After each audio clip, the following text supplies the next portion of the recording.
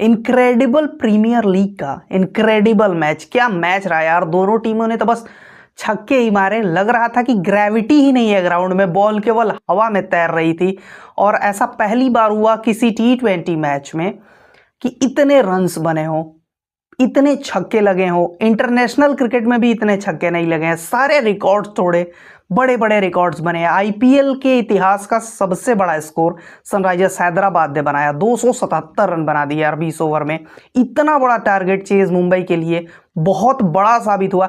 लेकिन मुंबई इंडियंस ने भी जिस तरह से शुरुआत की, मैच में बहुत नजदीक आ गए, केवल 31 रन से मैच हारे।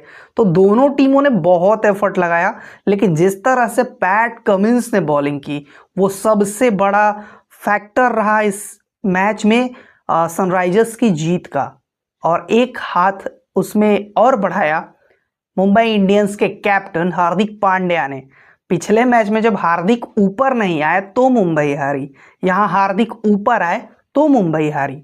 अब सोचिए कि जिस मैच में इतने रन्स बने हों, आप 278 का टारगेट चेस कर रहे हो, आपके सारे प्लेयर्स 200 के स्ट्राइक रेट से ऊपर खेल रहे हो, और वहां पे आप run a ball Khelo, 20 ball में 24 रन बनाओ, तो ये तो सरासर क्राइम है भाई।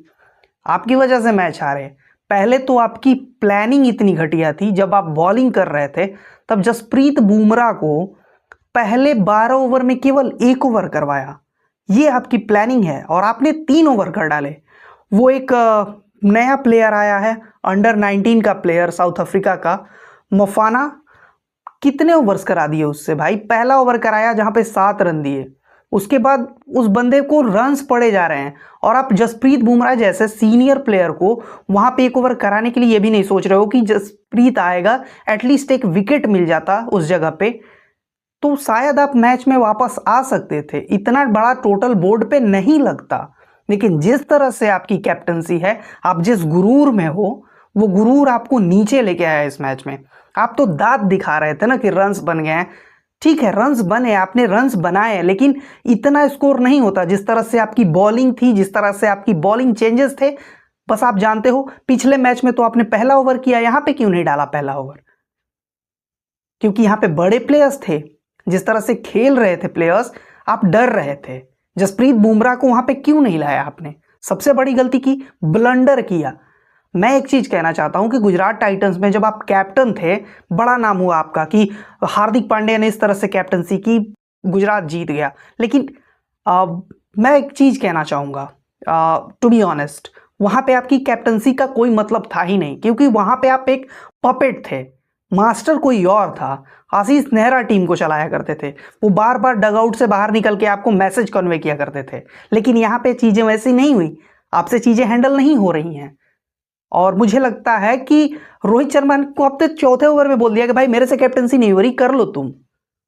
लेकिन वो क्यों करे कैप्टनसी भाई?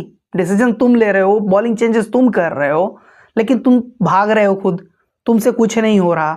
बैटिंग के वक्त आए, शायद तुम अगर नहीं आते ऊपर तो मे भी मुंबई बहुत क्लोज जाता इस मैच में। बाकी के प्लेयर्स के पास वो कैपेबिलिटी थी जो इस स्कोर को बहुत करीब लेके जाते, लेकिन तुम्हारे आने की वजह से भाई तुमसे बॉल ही नहीं लग रही।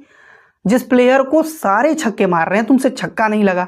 अब बोलोगे कि डेथ में वो अच्छी बॉलिंग की है, डेथ में अच्छी बॉलिंग नहीं की है भाई, तुम्हारे पास वो सलाहियत ही नहीं थी छक्के लगाने की, तुम डर रहे थे।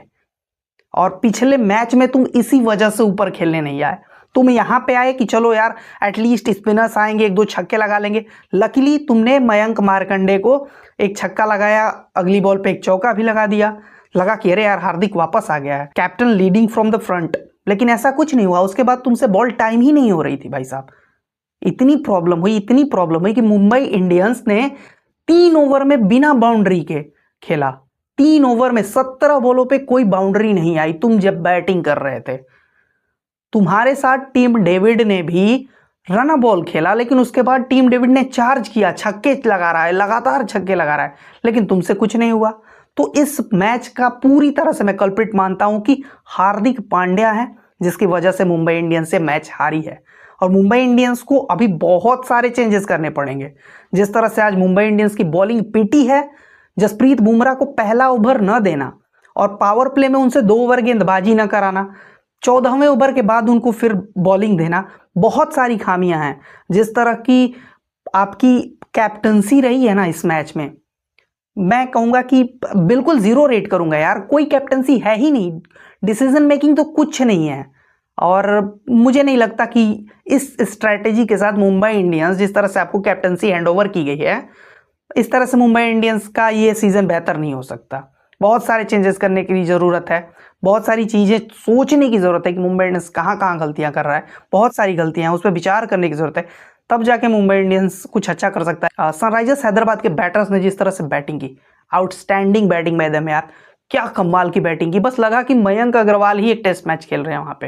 बाकी जो प्लेयर्स आ रहा था, रन्स लगाए जा रहा था, छक्के चौके मारे जा रहा था, और जिस तरह से क्लासन खेल रहे हैं इस आईपीएल में, मुझे लगता है कि दुनियाई क्रिकेट में सबसे बेस्ट बैट्समैन जो 5 नंबर पे इस वक्त खेल रहा है, उससे बेस्ट बैट्समैन कोई नहीं है पूरे वर्ल्ड क्रिकेट में। और इसमें कोई डाउट नहीं है, जिस तरह से वो छक्के लगा रहे हैं यार, खड़े खड़े छक्के लगा रहे हैं, फ्रंट फुट से, बैक फुट से, जिस तरह के स्वीप पे छक्के लगा रहे थे यार। और सनराइजर्स हैदराबाद की जीत का सबसे बड़ा श्रेय उनको जाता है। और पैट कमिंस ने जिस तरह से गेंदबाजी की, आउटस्टैंडिंग बॉलिंग यार, एक वेल्टर विकेट पे सबको जहां छक्के पड़ रहे हैं, वहां पैट कमिंस ने शानदार बॉलिंग की, 2 विकेटें भी निकाली और क्रूशियल विकेटें निकाली और रन्स भी नहीं दिए। तो ब्रिलियंट कैप्टनसी, और उसके ऊपर बॉलिंग तो कमाल की पैट कमिंस ने, और क्रूशियल ओवर्स में बॉलिंग की यार। जब टीम को जरूरत थी उस वक्त बॉलिंग की, विकेट निकाला, जब रन बचाने की जरूरत थी वहां पे रन बचाए, 19वें ओवर में टीम को जरूरत थी वहां आके रन रोका। तो कैप्टनसी तो भाई साहब और बॉलिंग दोनों चीज लाजवाब रही है पैट कमिंस की। और सनराइजर्स हैदराबाद ये डिजर्व करता था ये विन। पहला मैच वो हार गए थे क्लोज, 4 रन से हारे थे, लेकिन ये जीत उनके लिए बूस्टर का काम करेगी। मैंने पहले भी कहा था कि सनराइजर्स हैदराबाद की टीम में चेंजेस जरूरी हैं। ट्रेविस हेड जैसा प्लेयर बैठा हुआ है बेंच पे, यूटिलाइज करो ना यार, बढ़िया खेलेगा।